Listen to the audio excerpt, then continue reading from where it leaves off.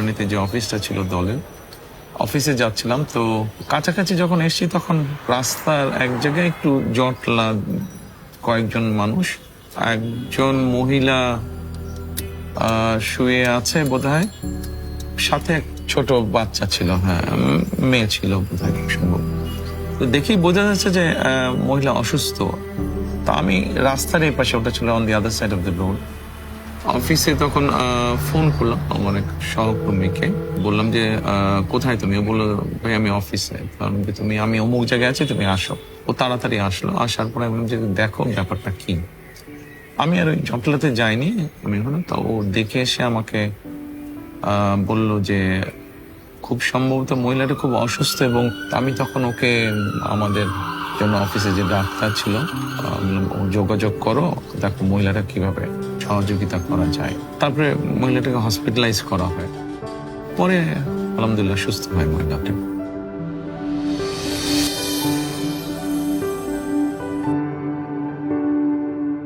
একটা কর্মসংস্থানের ব্যবস্থা মনে হয় করা হয়েছিল, যেখান থেকে মিনিমাম একটা তার ইনকাম হয়, যেখান থেকে সে মোটামুটি চলতে পারে।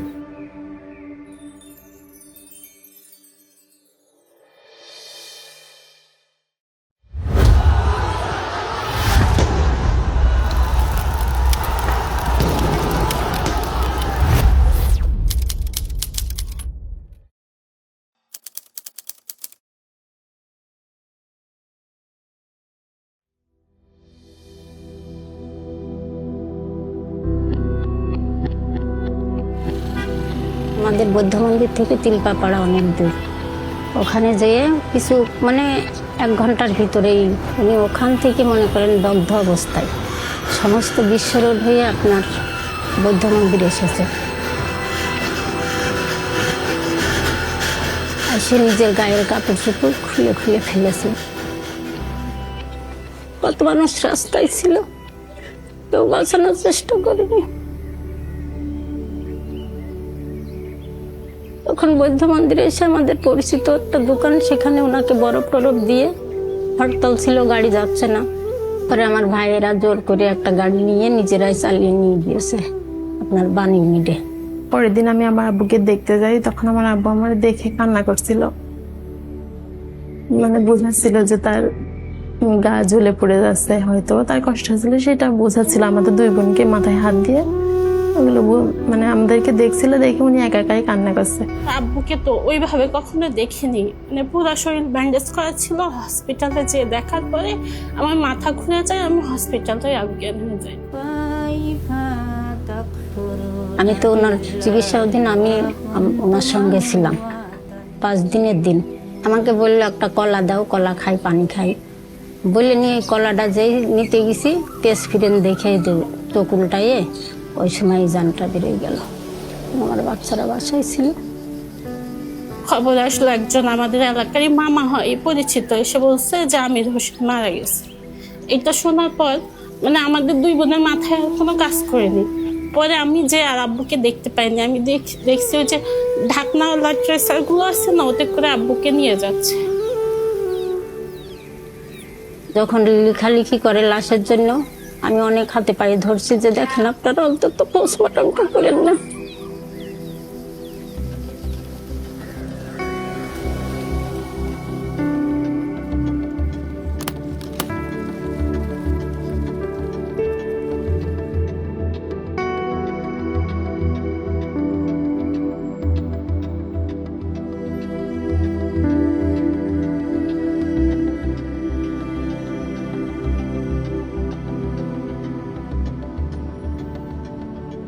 তখন পরিস্থিতি খুবই ভয়াবহ ছিল। আম্মু তো সংসারের কিছু ওইভাবে জানতো না।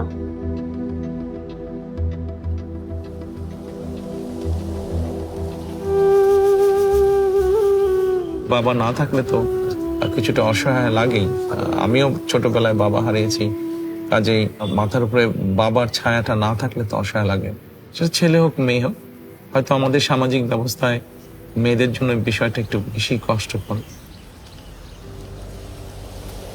যখন তাদের এরকম ঘটনাটা ঘটে, তারপরে থ্রু ডক্টর আমান আমরা হেল্প করতাম ফ্যামিলিটাকে। করে একদিন আমান ভাই আমার ওখানে যাই, যে বলে আপনার আমরা মাসে কিছু যদি অনুদান করি আপনি কি চলতে পারবেন? বললে আপনি কাউকে এই বিষয়টা কোনোদিন কেউ যাতে জানতে না পারে। 7 দিয়ে 8 দিয়ে মনে হয় 9টি যে বন্ধ হয়ে গেছিল, বন্ধ হয়ে কোনো খোঁজই পায় নাই। তখন আমি তো আর মনে করেন 8 সালের থেকেই মনে হয় বন্ধ হয়ে গেছিল। আমি তখন আমার নিরুপায় হয়ে আমি দেখলাম এ সম্ভব না, আমি তো আর পারতেছি না। স্বাভাবিক আমি জেলে যাওয়ার পরে তো ওই হেল্পটা বন্ধ হয়ে যায়। ওরাও সবাই তো সমস্যার মধ্যে, কি করবে। তখন আমার ওয়াইফকে জানায় বিষয়টি। তখন আমার ওয়াইফ আমাকে জেলখানায় জিজ্ঞেস করলেন যে এরকম। বললাম যে হ্যাঁ এটা তো করতাম, বাট এখন তো পারছি না আমরা। ওনারা যখন 1 বছর খোঁজ না হয় তখন আমি খুবই অসুস্থ হয়ে পড়ছিলাম, কারণ আমার সাহসটা হারাই ফেলছিলাম। সেলাই মেশিনে কাজ করে 3টা পেট, তারপরে লেখাপড়ার খরচ, তখন আমি নিজেই বাড়ি চলে আসছি। মনেও কখনো কল্পনাও করি নাই যে ওনারা আর আমার কোনোদিন খুঁজবে। বছর খানিক পরে তখন আবার আমার মামা একদিন ফোন দিয়েছে আমার আম্মুকে। তখন মনে করেন আমার সাহস, আমার একটা বুকে সাহস আসলো। সেই থেকে সমস্ত চিকিৎসার ভার আমার আম্মুর, আমার বড় বোন অসুস্থ হয়েছিল, সমস্ত চিকিৎসার ভার আমার মামাই মানে ওনার দায়িত্বেই করিয়েছে আমার আম্মুকে। এই দেখেন 17-18 মারা গিয়েছে 21 বছর পরছে, অথচ 17-18 বছর ওনারা আমার সঙ্গে আমার পাশে আছে। বিপদে আপদে যেটুকুই হোক আমার খোঁজ রাখছে, এটাই। উনি মনে করেন যে আমার মেয়েদেরকে দিত আর বলতো পড়াশোনা করছো, সকালে এইভাবেও খবর নিছে, তোমরা কি স্কুলে গেছো, কিভাবে পড়ো, কখন পড়তে বসো। মেয়েদের সবসময় বলে ওদেরকে দিয়ে দেবেন না। যেহেতু বাবাও নেই, সেই জন্য ওরা যদি লেখাপড়া শিখতে পারে, ওরা যদি নিজের পায়ে দাঁড়াতে পারে, তাহলে ফ্যামিলিটার মধ্যে আত্মবিশ্বাসটা ফিরে আসবে। আমি সেই চিন্তা থেকেই বলেছিলাম যে বিয়ে তো করবি, সেটা 2 দিন আগে হোক পরে হোক। তো আমার মা আমাদের জন্য সেই থেকে, আমার মাও আমাদের জন্য অনেক করেছে, মনে করেন পড়াশোনা শেষ করিয়েছে। আমি তো তখন বুঝি নাই যে আমি এটা কোথা থেকে পাচ্ছি। আমি তো এতদিনও জানতাম না। এইবার ডাক্তার দেখাইতে যেয়ে এই মনে হয় বছর 2, তখন বললো যে আপনি যেহেতু নামাজ পড়া রোজাদার লোক, আপনাকে আমার কিছু বলার নেই, ওনার জন্য দোয়া করেন। ওনার আম্মা খুব অসুস্থ, উনি ফোন দিয়ে আমাকে এটা বলে। তখন আমি বুঝতে পারি। আমার যখন কেউই ছিল না, তখন 2টা বাচ্চা নেমে অসহায় অবস্থা, ওনারা আমার পাশে ছিল। ট্রিটমেন্টের থেকে শুরু করে সমস্ত লেখাপড়া, যা দায় দায়িত্ব, ওষুধপত্র নিয়ে এতদিন আমার সঙ্গে ছিল এবং এখনো আছে। মনে করেন উনি তো বাবার মতো দায়িত্ব এতদিন আমাদের পালন করে এসেছে। ওনাকে দেখলে ওনার সাথে আমি একটু জাস্ট আমার ভালো মন্দ কথাগুলো শেয়ার করতে চাই, ওনাকে একটা সালাম জানাতে চাই। আমার কাছে যখন মনে হয় যে তাদের পাশে একটু দাঁড়ানোতে তারা নিজের পায়ে দাঁড়াতে সক্ষম হয়েছে, তাদেরকে একটু সহযোগিতা করানো, যতটুকুই হোক সহযোগিতা করানো, ডেফিনেটলি তখন তো ভালো লাগবে।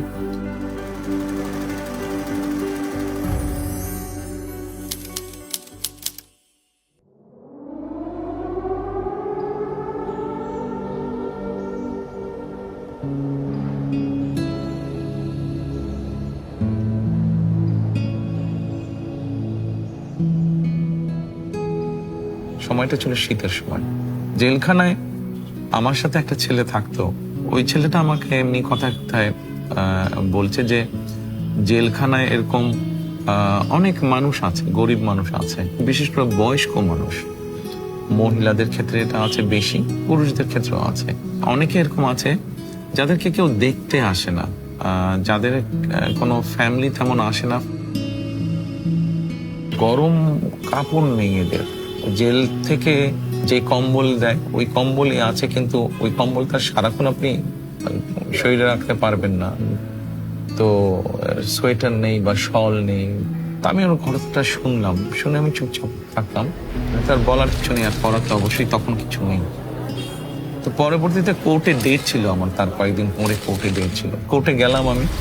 কোর্টে যাবার পরে আমার এক সহকর্মী, ওর নাম রুমন, তো আমি কাছে ডাক দিয়ে ওকে বললাম যে এক কাজ করো, কিছু মহিলাদের শলটা হলে একটা সুবিধা হয় কি, আর যেটা চাদর সেটা রাত্রে ঘুমোতেও পারে, বা দিনের বেলায় সেটা শীত লাগলে সেটা গায়ে জড়িয়েও ধরতে পারে। কিন্তু কম্বল তো সবসময় আপনি ব্যবহার করতে পারবেন না, এক্সেপ্ট ঘুমানোর সময় ছাড়া। কারণ যে পুরুষদের জন্য কিছু সোয়েটার এবং মহিলাদের জন্য কিছু শল তুমি একটু আমাকে এনে দাও, জেল অথরিটি ওনাদের কাছে তুমি পৌঁছে দাও, আমি ওনাদের সাথে কথা বলবো। তখন জেলে ডিআইজি ছিলেন একজন মেজর হায়দার। আমি রুমনকে বললাম যে তুমি ওনার কাছে পৌঁছে দিও, আমি ওনার সাথে কথা বলবো। পরে রুমন ওগুলা ওনার কাছে নিয়ে গেছিল, তবে আমি তার আগেই আমি যখন ফিরে আসলাম আবার জেলে নিয়ে আসলো আমাকে, তো ওনার সাথে ওই দিন কি পরের দিন বোধহয় আমার দেখা হলো। তখন আমি বললাম যে হায়দার সাহেব এরকম আমি শুনেছি এরকম, তা আমি কিছু এরকম গরম কাপড়ের ব্যবস্থা করছি, তো ওগুলা এসে পৌঁছলে আপনার কাছে দিবে, তা আপনি যদি একটু দেখে, আমি তো আর দিতে পারবো না, আপনি দেখে যদি সত্যি এরকম যারা নিডি তাদের কাছে যদি একটু এই জিনিসগুলো পৌঁছে দেন। তো পরে ওনারা দিয়েছিলেন, ওনারা পরে পৌঁছে দিয়েছিলেন।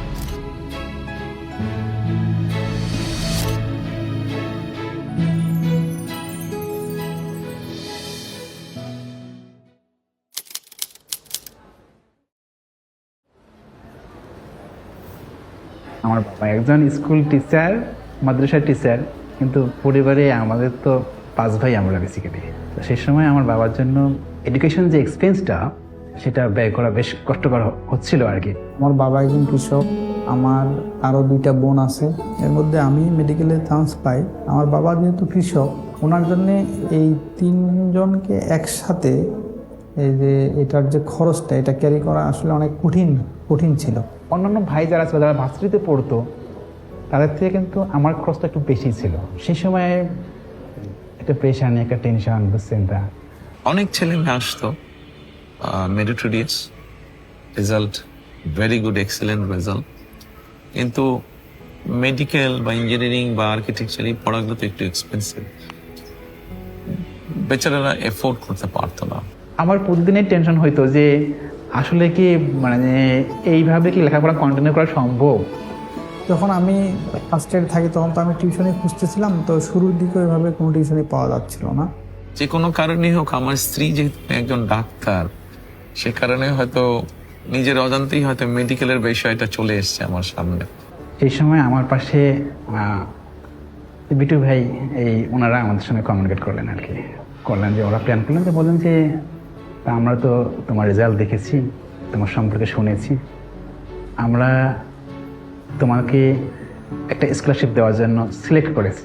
কিছু ক্রাইটেরিয়া ছিল আমাদের, রেজাল্টটা দেখবো আমরা, এবং তার মানে ফাইন্যান্সিয়াল ব্যাকগ্রাউন্ডটা সত্যি ডিজার্ভ করে কিনা, কারণ আমাদের তো রিসোর্স অল্প রিসোর্সের মধ্যে যেহেতু আমরা দিব, তো সেই জন্য আসলে সে ডিজার্ভ করে কিনা সেই সাপোর্টটা, তো ওটা আমরা চেক করতাম ভালো করে।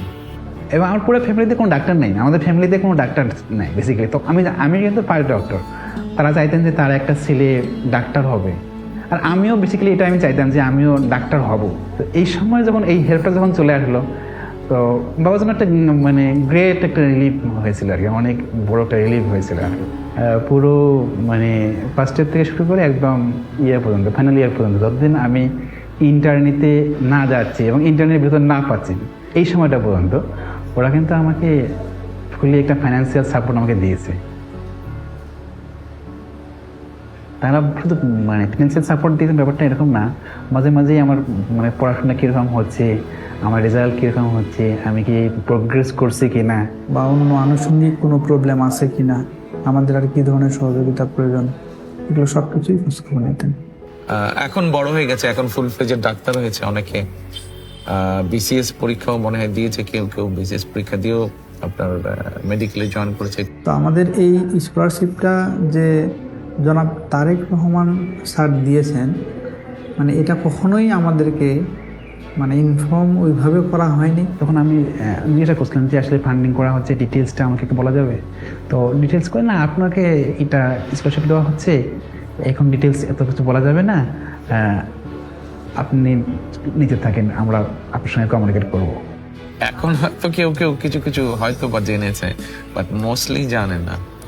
সব মিলে এটা আসলে একটা মানে মানুষের পাশে দাঁড়ানোর অসাধারণ একটা দৃষ্টান্ত। আজকে আমি মানুষকে সেবা করতে পারতেছি, এইটা সম্ভবই হইতো না যদি আমি ওই সময় আমার জার্নিটা কমপ্লিট করতে না পারতাম। একজন ডক্টরকে ডক্টর বানানো শুধু একটা মানুষকে উপকার করা না, এটা হাজার মানুষের উপকার করা। আপনি যখন একটা লক্ষ্য বা উদ্দেশ্য নিয়ে, ঠিক আছে, আপনি যখন একজনের পাশে দাঁড়াচ্ছেন আপনার যতটুকু সম্ভব আপনার পক্ষে, এবং যখন দেখছেন যে আপনি যে উদ্দেশ্যে দাঁড়িয়েছেন এবং ওই মানুষটা তার লক্ষ্যে পৌঁছেছে, এটাতে ডেফিনেটলি আপনি ভালো ফিল করেন।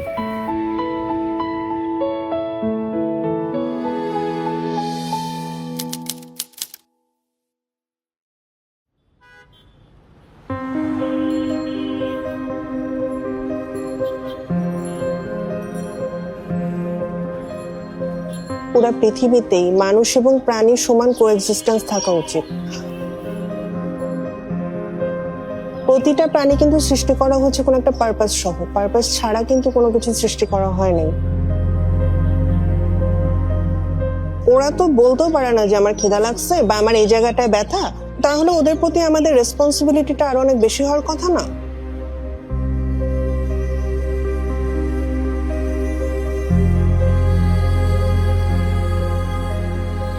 কিন্তু আমাদের মতো দেশগুলোতে যেটা হয় যে আমরা প্রাণীদেরকে একদম একটা সাইডে সরায় ফেলছি। আমি ছোট থেকে যেটা দেখতাম যে ওদের চোখ তুলে ফেলছে, কান কেটে নিচ্ছে, লেজ কেটে নিচ্ছে, হাত পার উপর দিয়ে গাড়ি চলে যাচ্ছে, ওরা ওভাবেই পড়ে আছে, কেউ দেখছে না। তো ছোট থেকে এই অবস্থাটা দেখতে দেখতে আমার ইচ্ছা ছিল আমি ওদের জন্য কিছু একটা করব। ক্লাস 5-এ থাকতাম, প্রথম কুকুরের বিড়ালের বাচ্চা নিয়ে আসছিলাম বাসায়। তো তখন থেকে শুরু করে 2013-এ আমার এতগুলো বিড়াল হয়ে যায় বাসার ভিতরে যে আমি চিন্তা করি যে আমার যেহেতু এখানে একটা জায়গা আছে, আমি এটাকে শেল্টারে কনভার্ট করব। ওই প্ল্যান করে আমি বিল্ডিংটা করি এবং তারপর এখানে মুভ করি ঢাকা থেকে। আমি স্ট্রে অ্যানিমাল নিয়ে মূলত কাজ করছি। এরা এমন অবস্থা থেকে আসে যে অনেক বয়স্ক হয়ে গেছে, দাঁত নাই, চোখ নাই, রাস্তায় সার্ভাইভ করতে পারছে না, গাড়ি ধাক্কা দিয়ে চলে যাচ্ছে। হ্যাঁ, বা অনেকে বাচ্চা অবস্থায় এনেছে যে মা মারা গিয়েছিল, এরপর আর দেখার কেউ নাই।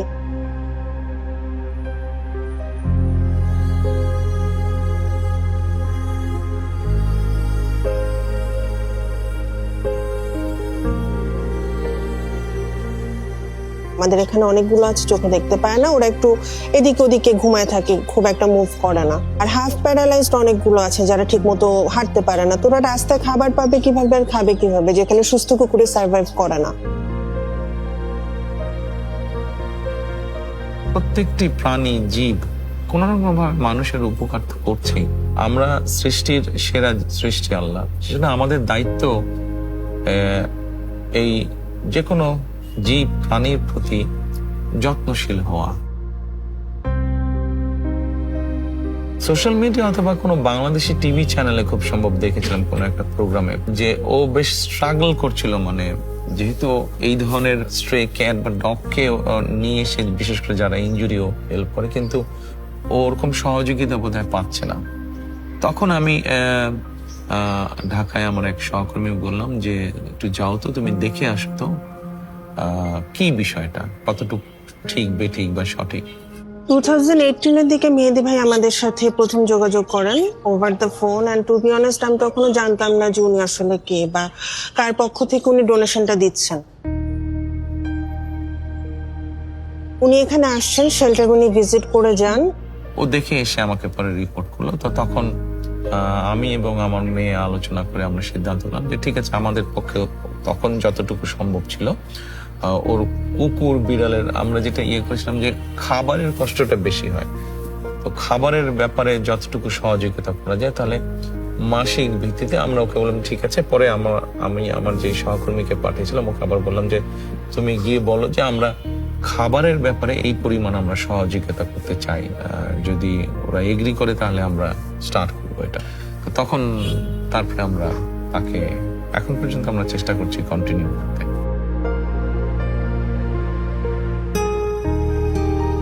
আমরা কোথাও কোনো ডোনেশন দিলে বা ফান্ড দিলে আমরা চাই যে আমাদের নামটা হোক, আমাদের নামটা সামনে আসুক।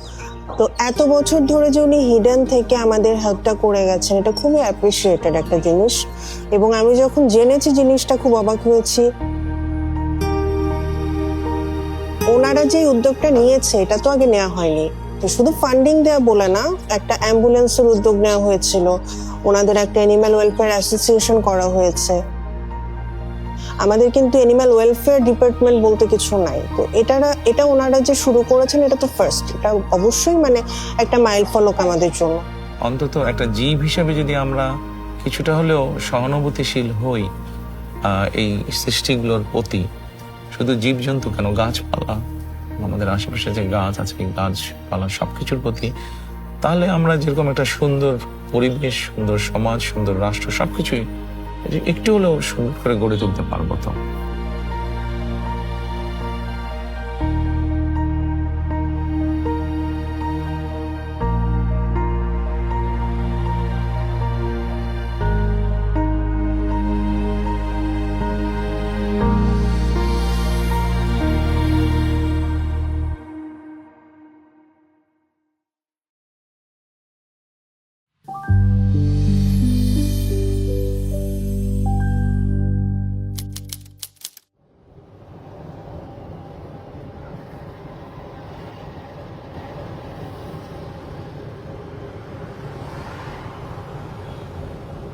প্রথম ছেলে গেল আলট্রাসাউন্ড করবার, প্রথম গেছে মেডিকেলতে বাইরে পরে গেছে আলতা করবার যাব। এই টাইমে সরহ দুজন দাঁড়াই দিছে, দাঁড়াইতে যখন সরব পার ওপর গেছে তখন অ্যাক্সিডেন্ট হয়ে গেছে।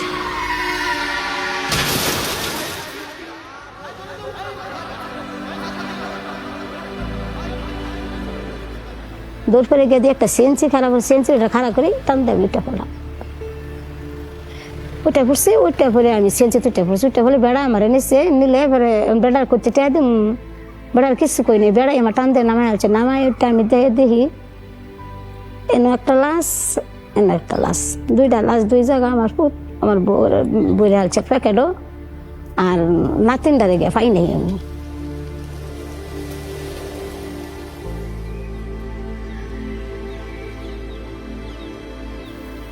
আবুর মাথা এখানে ছিল না, সব মাথাটা ছিলান ছিল, মাথা এলে গেছে, আব্বার মুখ দেখা গেছিল না, আব্বার চিনা গেছিল না।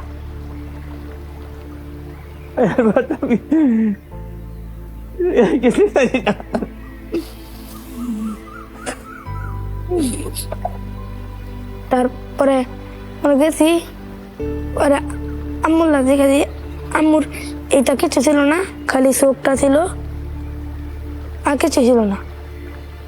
ওই আমার একজন বলছে আমার নাতি আছে একটা মেডিকেল আছে, গেছি গাড়ি এটা মারা গেছে বাচ্চা, এটা শুয়ে দিচ্ছে, শুয়ে থাকলে পরে আমি ওরে দোলা মুচ্ছে সময় দিচ্ছি,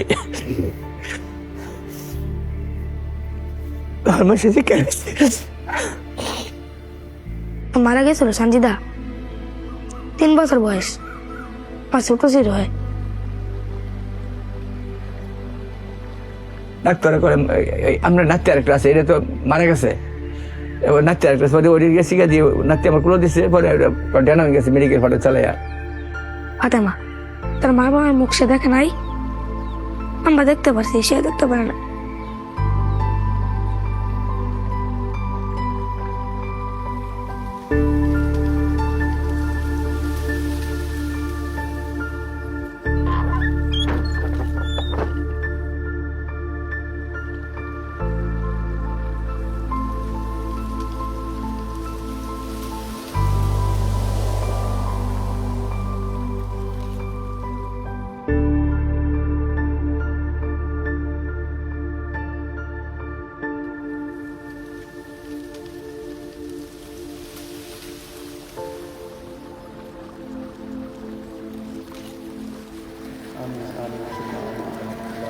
কয়েক বছর আগের ঘটনা, পত্রিকায় দেখে আমি জেনেছি ঘটনাটা।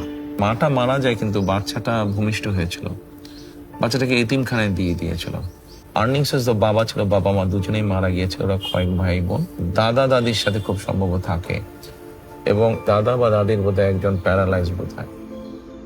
আমরা তো এমনি অসুস্থ মানুষ, এরপরে আমি কাম কাজ করতাম আগে, তখন করার ফাইনে করলে অসুস্থ হয়ে যাই, এরকম বড় বড় কাম করছি, তখন পুত মরার পরে তো আর আস্তে আস্তে এমনি অসুস্থ হয়ে গেছি। তখন আমি চিন্তা করে দেখলাম যে ওদেরকে যদি আমরা অর্থনৈতিক সহযোগিতা দেই, এমনও হতে পারে যে আশেপাশে হয়তো এমন মানুষ থাকতে পারে যারা কোনোভাবে তাদেরকে এক্সপ্লয়েট করে হয়তো অর্থনৈতিক সুবিধাটা সরিয়ে ফেলতে পারে। মানে দিচ্ছি আমরা তাদেরকে সহযোগিতা করার জন্য, কিন্তু হয়তো তারা বেনিফিটটা পাচ্ছে না, কেউ হয়তো সেখান থেকে সেটা সরিয়ে দিবে। তখন আমি ডিসাইড করলাম যে let us do something different. আমি বললাম যে ওদের সাথে বসো, কথা বলো, এসেনশিয়াল ফুড আইটেম কি পরিমাণ লাগে ফ্যামিলির এই কয়জনের মাসে। তখন মোটামুটি একটা এস্টিমেট করা হলো যে এই অ্যামাউন্ট চাল বা ডাল বা তেল বা চিনি বা নুন এগুলো লাগে। তখন আমি বললাম যে ঠিক আছে, তাহলে এখন থেকে আমরা তাদেরকে এই এসেনশিয়াল ফুড আইটেমের সাপোর্টটা দেবো। হয়তো আল্লাহ রহম করছে, আমি এটার উপায় আছেন, ভিক্ষা ছাড়া উপায় আছেন, আমার তো কিছু করার নাই। তো আলহামদুলিল্লাহ এখনো আমরা কন্টিনিউ করছি। আজকে বেশ কয়েক বছর হয়ে গেল, বাচ্চাগুলো বড় হয়েছে। মাঝে মাঝে আমি ছবিতে দেখি ওদেরকে, আমি বলি যে ছবি পাঠা আমাকে, ছবি দেখবো আমি, তোমরা যে দিচ্ছ জিনিসগুলো I want to see that. ওটা দিয়ে আমরা যখন আল্লাহর রহমতে আমরা চলতেছি, দেখাউন্ডা চলে যাবে ভাই, আমার 1 মাস আল্লাহ চলে। বড় চালাইতেছে। আর রাইতে চুরি হয়ে যায়, রাইতে 10টা 11টা বাজে খাউন দিয়ে আইছি।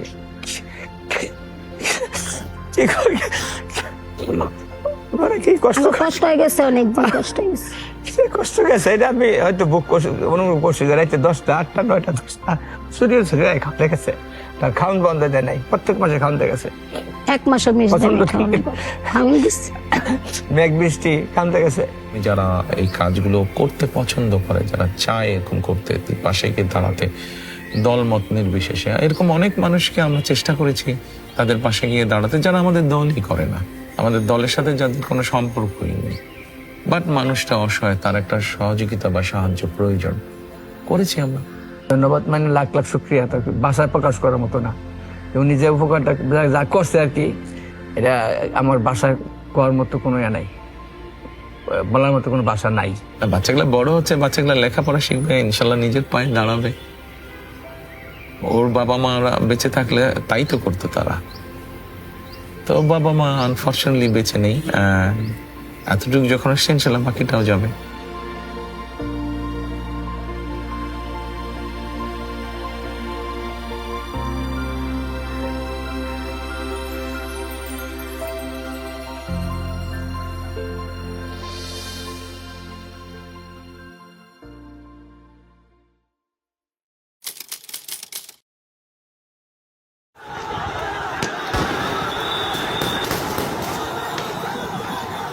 পাঁচ তারিখে আমার ছোট বোন আম্মার বাসায় গেছে, তখন আমরা আশকোনাতেই থাকি।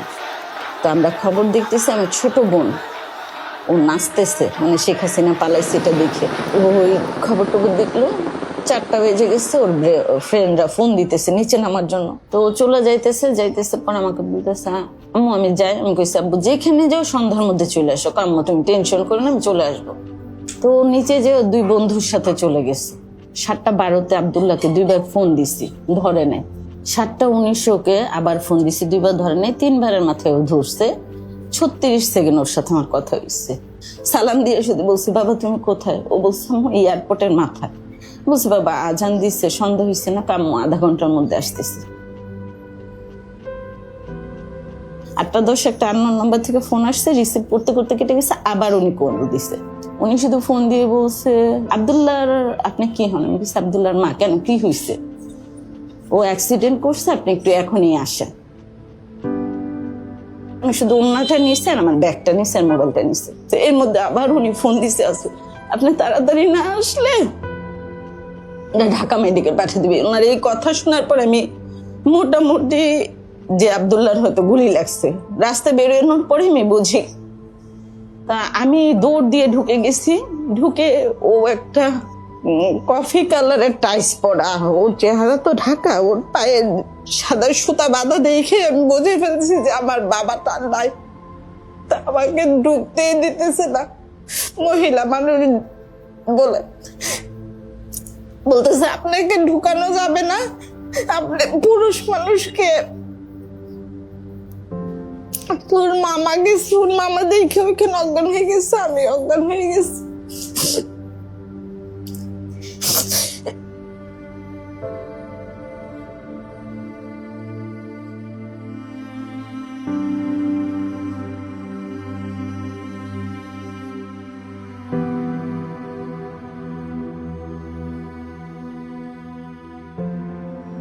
আব্দুল্লাহ হসপিটালে যাওয়ার পর শুধু 3-4 বার বলছে আমি বাঁচবো না, আমার আম্মাকে ফোন দেন, আমার আম্মু আসলে আমি ঠিক হয়ে যাবে, এবং ও আমার নাম্বারটাই দিছে। আব্দুল্লাহ মারা গেছে 5 তারিখে, আমি 8 তারিখ থেকে হসপিটালে ভর্তি জিসানকে নিয়ে।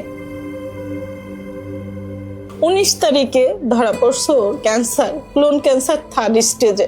তো একটা মার জন্য এরপরে শোনার কি বাকি থাকে? যতটুকু মনে পড়ছে এই ঘটনাটা আমি সোশ্যাল মিডিয়ার মাধ্যমে জানতে পারি। জানার পরে আমি আমাদের বিএনপি পরিবারের আহ্বায়ক রুমন বহু বছর, গত 20-25 বছর ধরে রুমন আমার এই কাজগুলোতে আমাকে সহযোগিতা করে। আমি রুমনকে তখন বললাম যে আচ্ছা এটা দেখলাম, তুমি একটু যাও তো, দেখো কি ব্যাপার, গিয়ে দেখে সবকিছু জেনে শুনে আমাকে জানাও।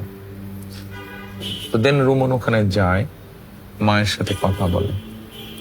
অসম্ভব অসহায়ত্বের একটা ঘটনা সেদিন আমি জানলাম। আব্দুল্লাহ মারা যাওয়ার 14 দিন পর থেকে যুদ্ধ শুরু হয়েছে। আমি ছেলের জন্য কান্না করবো না, এই ছেলেকে নিয়ে হসপিটাল দৌড়াবো। ওর ট্রিটমেন্ট চলমান অবস্থায় তার বাবা স্ট্রোক করে মারা গেছে।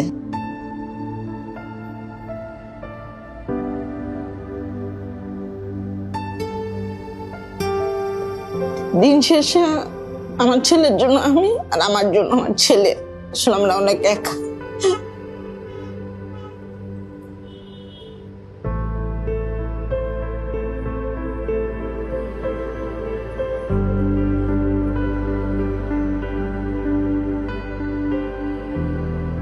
ভদ্রমহিলা বিভিন্ন জায়গায় বোধহয় গিয়েছিলেন, খুব সম্ভবত সেভাবে সহযোগিতা পাননি। তারপরে আমি তখন রুমনকে বললাম যে ঠিক আছে। তো ও বলল যে ভাইয়া এটা বেশ সময় এবং খরচ লাগবে এই ট্রিটমেন্টটাতে। তো আমি জিজ্ঞেস করলাম কেমন খরচ লাগবে, যেই খরচটা লাগবে একটু অ্যামাউন্টটা একটু বড়। বললাম যে ঠিক আছে, আল্লাহর নাম নিয়ে বিসমিল্লাহ বলে চলো আমরা শুরু করি, যতটুকু পারি আমরা এগোবো, আমরা আমাদের চেষ্টাটা করি, বাকি আল্লাহর ইচ্ছা। ওর একটা কেমো 49,000 টাকা করে পড়ছে। 3টা কেমোর পর থেকে প্রত্যেকটা কেমোর টাকা আমরা বিএনপির পরিবারের পক্ষ থেকে পাইছি। উপর আল্লাহর পরে যদি কেউ আমাকে সাহায্য করে দেখে, আমরা বিএনপির পরিবার করছি, কারণ আমার ধরা সম্ভব ছিল না এই ট্রিটমেন্টটা করার। 2টা অপারেশন আমি বাইরে করাইছি, বাইরে ডাক্তার দিয়ে, সিএমএইচ এর ডাক্তার দিয়ে বাইরে করাইছি, কারণ অনেক টাকা লাগছে। এই 2টা সার্জারির টাকাও সম্পূর্ণ আমরা বিএনপির পরিবার দিচ্ছি। তারেক রহমান নিজে ফোন করে জিসানের খবর নিচ্ছে আমাকে, ওনাদের গুলশান অফিসে ডাকায়া উনি আমার সাথে, আমার ছোট ভাইয়ের সাথে কথা বলছে জিসানের জন্য যা লাগে আমি করব, আমি যতটুকু পারি, আপনি শুধু শক্ত থাক। তখন তো বিধ্বস্ত উনি, স্বামী মারা গিয়েছে, বড় ছেলে শহীদ হয়ে গেছে জুলাই, ছোট ছেলে এরকম অবস্থা। ওনাকে সাহস দেওয়ার জন্য আমি বললাম যে আপনি চিন্তা করবেন না, আমাদের পক্ষে যতটুকু সম্ভব আমরা আপনার পাশে আছি, টেনশন করেন না, আল্লাহর উপরে ভরসা রাখেন, ইনশাল্লাহ আপনার সন্তান সুস্থ হবে। ওনাকে যদি আমি কৃতজ্ঞতা মুখেও বলি সেটা প্রকাশ করে শেষ করতে পারবো না। আমি নামাজ পড়ে ওনার জন্য, ওনার ফ্যামিলির জন্য দোয়া করি। আমাদের সফলতা বা আনন্দটা এখানেই যে বাচ্চাটা আলহামদুলিল্লাহ আজকে অনেক সুস্থ, অনেক সুস্থ বাচ্চাটা।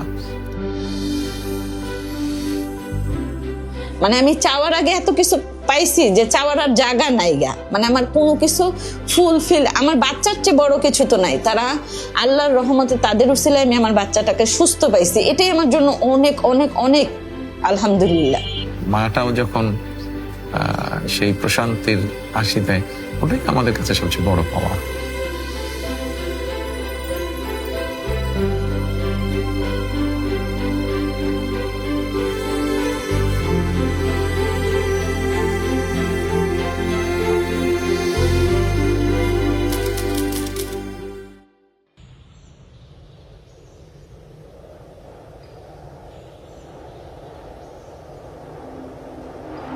তিনটে বোন আমরা, আমাদের ভাই নেই।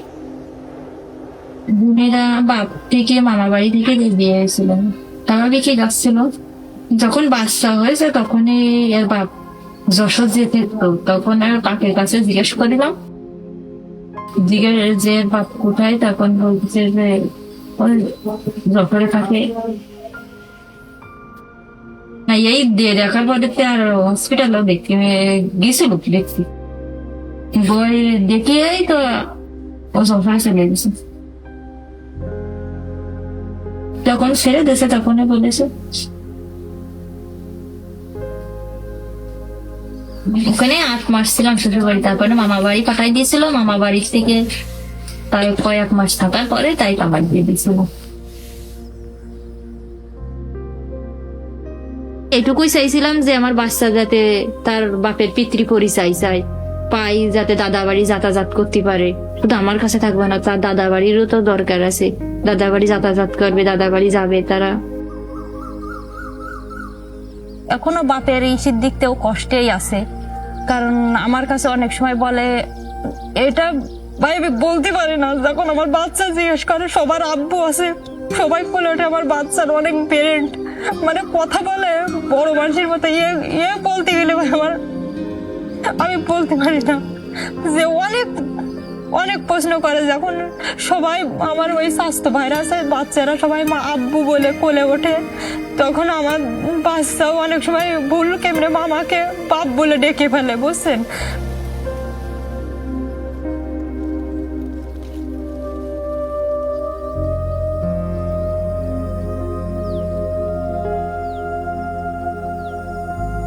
অনেক কষ্টে ছিল, বাচ্চাটাও অনেক কষ্টে ছিল, আমার সাথে অনেক না খেতে গেছে বাচ্চাটাও। ওষুধ মনে করেন সবসময় আমার ডাক্তারের কাছে রাখতে হয়, একটার পর একটা হতেই থাকে, একটার পর একটা হতেই থাকে, বেশিরভাগ ও ডাক্তারের কাছেই থাকে।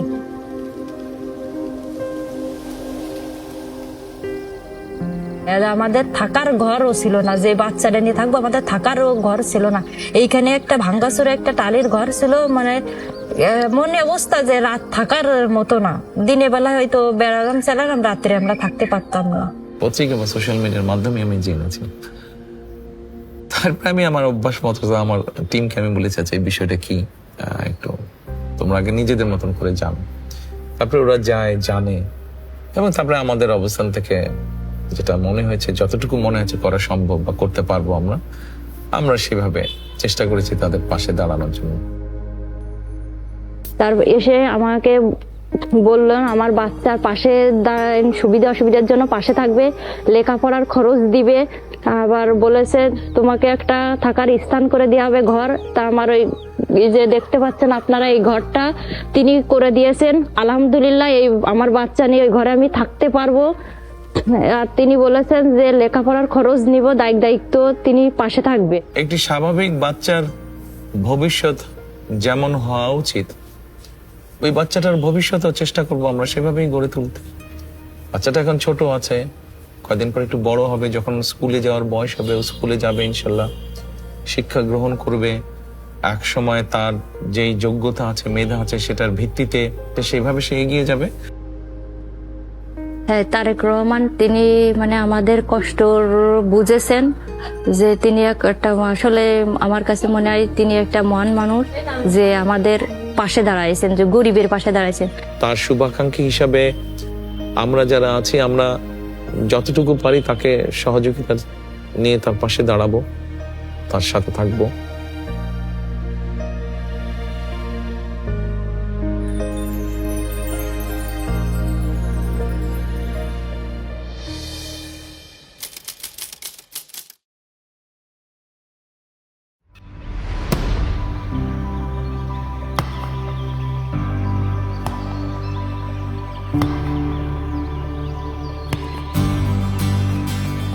আমার বয়স 6 বছর 2 মাস চলে। আর যখন বয়স 3-3.5 বছর হয়, তখন তিনি খেলাধুলা আমি নিজেই শিখাই।